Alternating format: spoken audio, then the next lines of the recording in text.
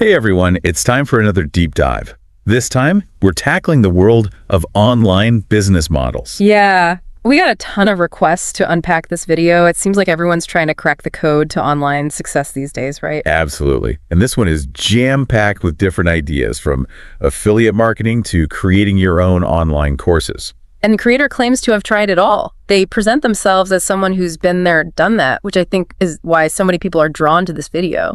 That makes sense. But with so many options, it can be tough to know where to even begin, Yeah, for sure. It can feel like you're drowning in a sea of possibilities. Exactly. So our mission today is to cut through the noise and help you figure out which model might actually be the right fit for you. And one of the things that really stood out to me about this video right off the bat was how much the landscape has changed. Oh, how so? Well, it used to be that you had to be some kind of tech genius or marketing guru to really make it big online. Right. You had to be websites from scratch and all of that.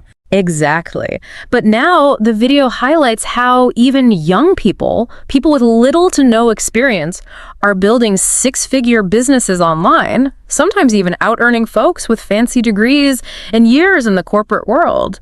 It's pretty wild. That's incredible. It's inspiring to see that kind of accessibility, Yeah, totally. It's proof that the barriers to entry are lower than ever. But, like you said, it also creates this overwhelming sense of choice, right? For sure. It's like, with all these options, how do you even begin to narrow it down? And more importantly, how do you choose the right model for you? And that's exactly the question this video tries to answer. They even lay out this really helpful comparison matrix, which I thought was smart. Yeah. Instead of just focusing on how much money you could make, which, let's be honest, is what most people get hung up on. Definitely. They break it down into some other key factors that are often overlooked. Like what? Well, first, they talk about profit per unit, which, that one's pretty self-explanatory. Right. How much do you actually earn from each sale? Exactly. Then there's initial capital, which refers to how much money you need upfront to get started. And this can vary widely depending on the business model, as we'll see. So true. And that upfront investment can be a make or break factor for a lot of people, right? Absolutely. Then they highlight net margin, which I think is key. It tells you what you actually get to keep from each sale after all your expenses are paid. Right. It's not just about making sales, it's about making profitable sales. Exactly. You got to factor in the cost of your product, any marketing expenses, platform fees, all of that. And this is actually where a lot of people trip up, I think. They get so fixated on revenue, on that top line number, but they don't always consider those hidden costs that can eat into their profits. So important. So we've got profit per unit, initial capital, net margin. What else? Well, then they dive into demand, which basically means how many people are actually looking for what you're selling. Oh, right. So it's all about market research, understanding if there's an audience for your product or service. Exactly, because you could have the most amazing product in the world, but if nobody wants it, it's going to get you very far. Exactly. Then they talk about logistics, which basically boils down to how complicated it is to actually deliver your product or service. Oh, that's interesting. So, are you dealing with physical products that need to be shipped? Are you providing a service that requires you to meet with clients virtually or in person? Exactly. And finally, they touch on business frequency. Is this a one-time sale, or is it something that generates recurring income? That's a big one. And something that might not be immediately obvious when you're first exploring different business models. Totally. And I think having all of these factors laid out like this in this kind of matrix format, it forces you to think beyond that initial excitement, like that, oh, I want to sell, insert trendy product here. It makes you really think about the long-term sustainability of your business. Absolutely. So with this matrix in mind, let's dive into the first model they cover, affiliate marketing. All right, let's do it. And they use a platform called Hotmart as an example, which you might have heard of. Yeah, it's a platform where you can find and sell other people's digital products. So think ebooks, online courses, software, things like that. And what I find interesting about this model is the sheer range of potential profits. Oh, like how so? Well, they mentioned that you might only make like $20 per sale on some products, while others could bring in $250 or more. Wow, that's quite a difference. So it really depends on the product you choose and the commission rate offered, right? Exactly. But here's the catch. They estimate that to make a decent income, let's say like $2,000 a month, you might need to sell anywhere from 8 to 100 units. Whoa, that's a wide range. So what they're saying is It's not as simple as just slapping up an affiliate link and watching the money roll in. Exactly. And they actually admit that hitting those numbers can be tough, especially when you're just starting out. Yeah, those numbers really drive that point home. They do. And while they highlight that affiliate marketing can have a relatively low initial investment, they also drop a bit of a truth bomb. Oh, what's that? Well, they basically say that to really get those sales, you'll probably need to invest in some paid advertising, especially as a newbie. Right, because no matter how great the product is, you need to get it in front of the right people. Exactly. They estimate that could set you back anywhere from like $500 to $2,000 just to get your affiliate links seen by enough people. And that's on top of any time you're investing in learning marketing strategies or creating content.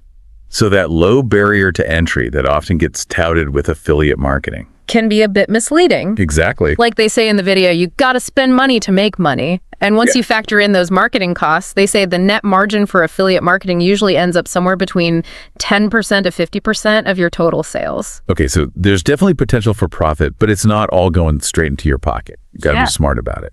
Absolutely. And even then, that's assuming you pick the right product to promote. Oh, right. Speaking of which, the video also talks about the importance of demand, which I thought was smart. Yeah. Choosing the right product is kind of like a balancing act. They basically say if you go for a super popular product, something that everyone's talking about, you're going to face a ton of competition. Exactly. You'll be fighting tooth and nail for every sale. But then if you pick something too niche, something that's super specific, you might struggle to find enough buyers. Exactly. So it's about finding that sweet spot. You want something with decent demand, but not so much competition that you're just another face in the crowd. You got it. And of course, it should be something you're at least somewhat interested in or passionate about, right? Oh, for sure. Because you'll be spending a lot of time promoting it. Exactly. Passion goes a long way, especially when you're building a business. Big time. Now, on the plus side, the video does point out a big perk of affiliate marketing. Once you make that sale, you can basically wipe your hands clean. The product creator handles all the shipping, the customer service, all that logistical stuff. It's true. That's the beauty of essentially being the middleman, right? You're connecting people with solutions, but you don't necessarily have to deal with the headaches of fulfilling those solutions yourself. You're selling a prepackaged deal, which can be really appealing for some people. Especially if you're just starting out and you want to keep things simple. Absolutely. No need to worry about storing inventory or dealing with returns. You can really focus on the marketing side of things, finding new customers and driving those sales. Exactly. Now, speaking of finding the right fit, let's move on to a model that takes this hands-off approach to a whole new level. Amazon FBA. So if affiliate marketing is like being a digital salesperson, think of Amazon FBA as setting up your own shop. But instead of renting a physical storefront, you're setting up virtual shelves in the world's biggest online marketplace. Right. It's like having Amazon as your personal shipping and handling department. You send them your products, they store them in those massive warehouses, and then when someone places an order, boom, Amazon picks it, packs it, ships it, all for you. Amazing. And they even handle customer service inquiries too, right? They do, which can be a huge load off your plate, especially if you're not someone who enjoys dealing with like returns or those, where's my package email. Absolutely. That would not be my favorite part of running a business. No. But I'm guessing all this convenience comes with a bit of a price tag, right? Yeah, you're definitely catching on there. While Amazon FBA can potentially bring in some serious cash, like they say you could be looking at profits of like $10 to $200 or more per unit sold, depending on the product, of course. Of course. The initial investment is definitely something to consider. Like, it's not for the faint of heart, you know? Yeah, they mentioned it could take anywhere from $1,000 to $5,000 or even more just to get started. Exactly. And that's a big difference compared to affiliate marketing, where you can often get started with a much smaller budget. Significantly bigger. So why is the initial investment so much higher for Amazon FBA? Mainly because with this model, you're buying inventory upfront. That makes sense. The video talks about sourcing products in bulk from places like Alibaba, which can get you lower prices per unit, but you're still putting down a significant chunk of change before you've even made a single sale. So it's a higher risk, higher reward situation compared to affiliate marketing. Potentially, yeah. And the video really stresses that researching product demand is crucial here. Like, you don't just want to jump on the first trendy product you see. They even suggest using Google Trends to see what people are searching for, what's hot, what's not. To get a sense of those trends. Exactly. You ideally want to find a product that has consistent demand but isn't already saturated with competition.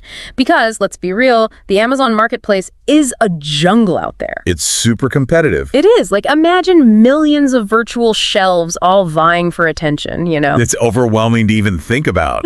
It is. And the video stresses that even if you find a winning product, you can't just sit back and watch the sales roll in. You got to be strategic about your product listings, maybe even invest in some Amazon advertising to stand out from the crowd, things like that. So it's not exactly passive income then, huh? No, they're upfront about that in the video. You got to be willing to put in the work, stay on top of trends, and adapt to changes in the marketplace. Yeah. But if you are, they argue the earning potential with Amazon FBA can be significant, especially if you nail those high-demand, high-margin products. Right. Finding that sweet spot is key. Exactly. So it sounds like it could be pretty demanding in terms of time and effort. But there's also that freedom from all those logistical headaches, right? Oh, for sure. No more packing boxes in your basement or standing in line at the post office. Exactly. And for a lot of people, that trade-off is worth its weight in gold. But it's not all sunshine and rainbows. The video does mention some potential downsides, like Amazon has pretty strict rules about things like packaging and labeling, so you have to be on top of that. Yeah. And then there's the issue of storage fees. If your product doesn't sell quickly enough, you could end up paying quite a bit to keep it in those Amazon warehouses. So there are definitely some trade-offs to consider, but I can see how this model would appeal to a certain type of entrepreneur. If you're good at spotting trends, comfortable with a bit of risk, and willing to put in the effort, could be a really solid option. Absolutely. Now, speaking of finding the right fit, let's talk about a model that's less about selling physical products and more about packaging your knowledge and expertise. Let's talk about dropshipping.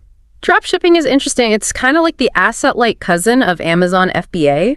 How so? Well, you're still selling physical products online, but you don't actually hold any inventory yourself. Interesting. So you're like a middleman, but for online stores. Exactly. The video gives the example of using Shopify to create your online store and then sourcing products from suppliers on AliExpress. So let's say someone orders a cool phone case from your Shopify store. Instead of you shipping it to them, the order goes straight to your supplier on AliExpress and they ship it directly to your customer. Wow. So you're basically connecting buyers and sellers, taking a cut for facilitating the transaction. Exactly. And that's the beauty of it, right? You don't have to deal with any of the physical products yourself. No inventory, no shipping, no storage. I could see how that would be really appealing to a lot of people. But what about profits with this model? Is there even enough margin left for you to make a decent living? That's the million-dollar question. And according to the video, the profit margins for drop shipping can be all over the map, ranging from as low as 10% to as high as 100%. Wow, that's quite a range. It is. And like with many of these models, it really depends on your niche, your pricing strategy, your ability to find those in-demand products, all of that. So it's not a guaranteed moneymaker by any means. Yeah. Are there any examples in the video that really illustrate how dropshipping can be successful? Like any case studies or anything? They actually highlight a really interesting one. It's a TikTok shop called Monk Shop that went viral, selling those stress relief monkey toys. You know, the little squishy ones that everyone and their grandma seems to have these days? Oh yeah, I've definitely seen those popping up everywhere. Well, according to the video, Monk Shop was able to source those monkeys from AliExpress for a fraction of their selling price, demonstrating how lucrative dropshipping can be if you find the right product and tap into those viral trends. That's amazing. Yeah. It just goes to show you don't always need a massive marketing budget to succeed. Sometimes it's about being in the right place at the right time with the right product, Totally. but I imagine that's easier said than done. Oh, for sure. And the video acknowledges that. They're realistic about the challenges, like building a brand from scratch and driving traffic to a new online store. That can be tough. Unless you strike viral gold like Monk Shop, you'll likely need to invest some money into advertising just to get your store and products seen by potential customers. So that initial investment factor comes into play again. It does. And just like with any business, there are risks. Since you're not handling the products directly, you're putting a lot of trust in your suppliers. The video really stresses the importance of thoroughly vetting your suppliers to make sure they're reliable and deliver quality products, because a bad supplier could ruin your reputation faster than you can say shipping delays. That's a really good point. And with drop shipping, where products are often coming from overseas, those shipping times can be longer. Oh, yeah, for sure. And if you don't manage those expectations up front with your customers, you're setting yourself up for a whole lot of frustrated emails and negative reviews. Right. Communication is key, especially in those situations. Now, shifting gears from tangible goods to something more intangible, let's dive into a model that revolves around creating and selling digital products, info products. This is where things get interesting for folks who love to teach or share their expertise, right? We're talking about things like online courses, ebooks, guides, templates, anything that can be delivered digitally. And what's fascinating about this model is that once you create the product, You can sell it over and over again. exactly, you don't have to worry about restocking inventory or any of that. Nope. The beauty of info products is that the marginal cost of each additional sale is practically zero, which means the profit potential can be huge. Right. The video mentions that profit margins can range from like around 20% for simpler products like, say, a quick guide or a template, to a whopping 100% or more for those premium offerings. Think like in-depth online courses or high-end coaching programs. Exactly. And I think what's cool about how the video breaks down info products is they don't just talk about it in a general sense. You know, they actually delve into different approaches to creating and selling them. Oh, how so? Well, they contrast like the quick and simple route where you create a more basic product, maybe like a short ebook, and sell it at a lower price point to kind of test the waters.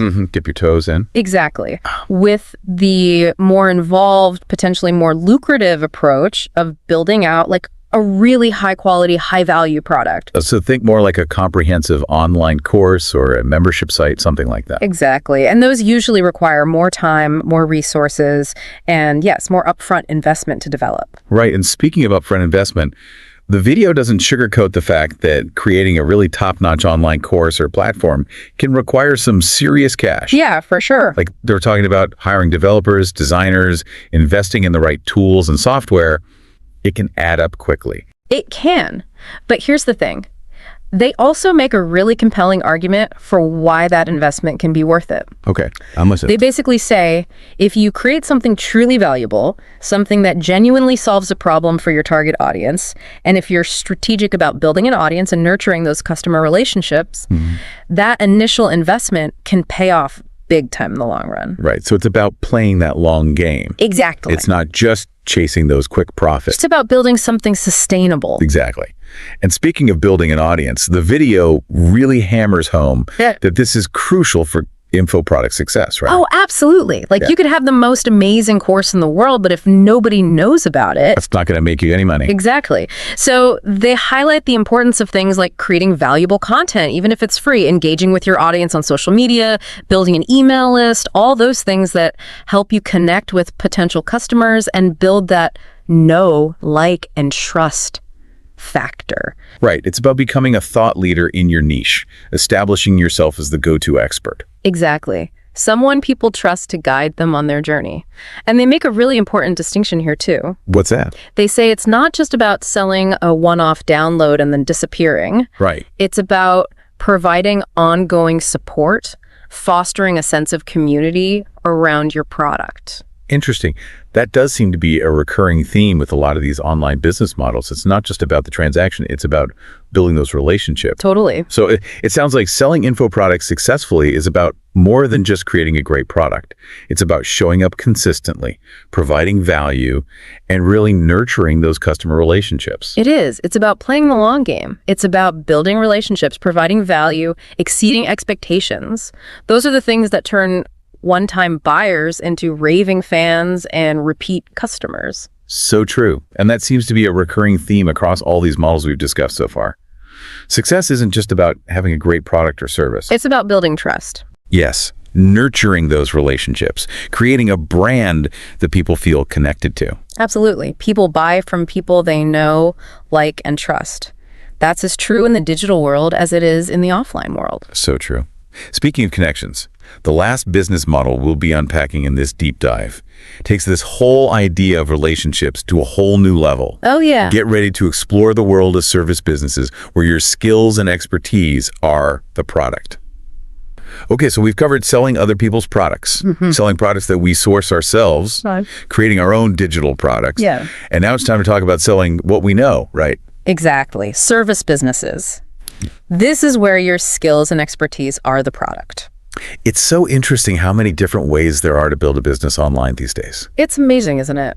It really is. And I think one of the things that's most appealing about the service business model is its sheer diversity. Like, what kinds of services are we talking about here? Oh gosh, the video mentions things like accounting and marketing and consulting, financial advising, content creation. Okay. But honestly, the possibilities are practically endless. Yeah, that's true. Like, if you have a skill that people are willing to pay for, Yeah. you can build a service-based business around it. It's like that idea of turning your side hustle into your empire. Yes. Like, you start by offering freelance writing services in the evenings and on the weekends, and eventually you grow that into a full-blown content marketing agency. Exactly. Or maybe you're like a whiz with numbers, right? Right. So you start by helping friends and family with their taxes. Yeah. And then boom, you launch your own accounting firm. I love that. The possibilities are exciting. They are exciting, and I think one of the biggest advantages of this model, especially compared to some of the others we've talked about,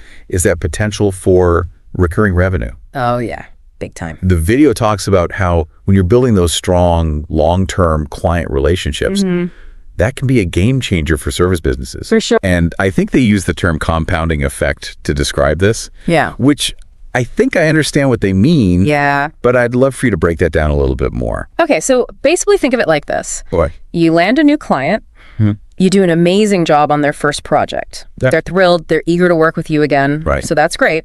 But it doesn't end there. Okay.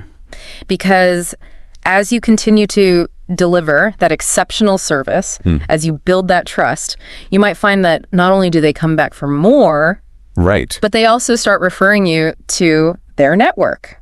Word of mouth. Exactly. Word of mouth is powerful. And on top of that, as their needs grow and they see the value that you bring, they might even be open to higher price packages, premium services, things like that.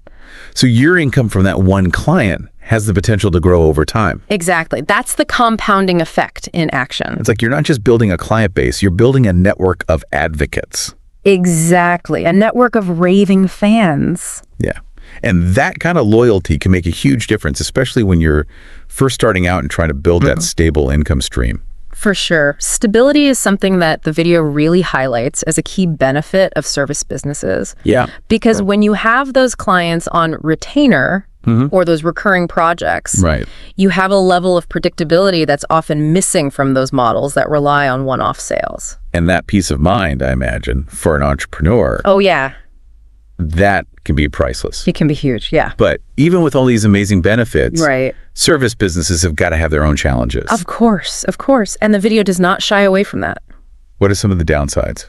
Well, they're pretty upfront about the fact that success in this space often hinges on your existing skills, your experience, your reputation. Like, if you're just starting out, Right. it might take time to build up a portfolio, establish yourself as an expert, Yeah. gain the trust of potential clients. Right. It's like any other profession. It is. You've got to put in the work. Got to pay your dues. Right. Yeah, exactly. But I guess on the place side, the initial investment for service businesses is often relatively low, Totally. especially if you're starting out as a solopreneur. Absolutely. You're not paying for those products up front. Right. You don't necessarily need a fancy office space, Yeah. a team of employees, expensive equipment, Not necessarily. You might just need a laptop, a good internet connection, and your skills. and that entrepreneurial spirit. I love it. Okay, so we've gone through 5 very different business models, We have. each with their own pros and cons. If we think back to the beginning of our deep dive, Yeah. how does all this information help someone listening decide which path to take? That is the million-dollar question, right? And I think the biggest takeaway from this video, even with all the specific advice they give, all the examples, is that there is no one-size-fits-all answer. Right. The best model for you depends on you. On your individual goals, your skills, interests. Exactly. Your risk tolerance, your long-term goals, all of that factors in. And I don't know if they meant to do this, but I felt like they leaned a little bit towards info products and service businesses as like the ideal online businesses. It did feel that way, didn't it? Yeah, a little bit. And I think it's natural for anyone who's sharing their experience, Of course. especially in the entrepreneurial world, to have certain biases or preferences, you know? Absolutely. That doesn't mean those are the only paths to success. Right. Just means you got to filter that information through your own lens, your own goals and aspirations. Right. What feels right for them might not feel right for someone else. Exact. It's like that classic advice, take what resonates, leave the rest. I love that. So if you're someone who thrives on connecting with people one-on-one, right? Mm-hmm. Providing personalized solutions. Yeah. Building those relationships. A service-based business might be perfect for you. Yeah. But if you are passionate about a topic, you love creating educational content, and you dream of, like, building a community around your knowledge. The info product route could be amazing. Yes. It could be your jam. Exactly. And we can't forget about those who love the thrill of the hunt, Right. the excitement of finding those winning products. Yes. The fast-paced world of online marketing, Absolutely. affiliate marketing, Amazon FBA, drop shipping, those might be more their speed. For sure. So really, it all comes down to finding that intersection, your skills, your interests, Yeah. and what the market actually wants, what the demand is. It does. And I think more than anything, it's about asking yourself those key questions. Like, What lights you up? Yeah. What are you passionate about? what problems can you solve? What value can you bring? Yes. Those are the questions I think people should be asking themselves. They are. And the answers will guide you, I think. Yeah. And it's a journey. Yeah. It's not like you figure it out overnight, right? Oh, absolutely not. And that's part of the fun, right? It is. And it's important to remember there's no one right answer. Nope. There's no magic formula. Definitely not. So as you're on this journey, Yeah. experiment, learn from your mistakes, Embrace it. have fun. Yes. The online world is constantly changing. Constant. So there's always going to be something new to learn, new opportunities. new skills to master. Yes. Keep diving deep. Keep exploring. Never be afraid to try something new. Who knows? Your dream business might be just around the corner. Exactly. And on that note, until next time, keep on diving deep into the knowledge that matters.